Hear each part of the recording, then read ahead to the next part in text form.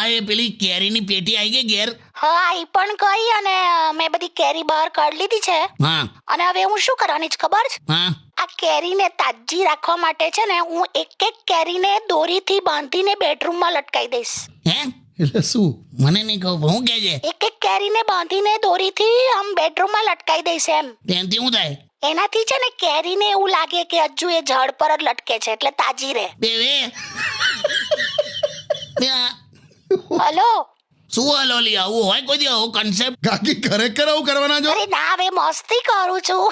મને તો તું કરે એવી છે. જાવ ને હવે જોક્સ તો હું પણ કરી શકું છું સમજ્યા? હા ભાઈ ખાલી તમે જ કરી શકો. મેં એવું કીધું? એક સ્ત્રી છે ને પુરુષની બરાબરી કરી જ શકે. તે મેં ક્યાં ના પાડી પણ બરાબરી વાળી. બસ તો બરાબરીની વાત કરે છે. સહેજ મૂછો ઉગે તો બ્યુટી પાર્લર ભાગી જાય. અલા પણ આવી બરાબરી હોય. ગમે તે હોય લી કરો તો ભાઈ બધા લેવલ પર કરો ને. હટ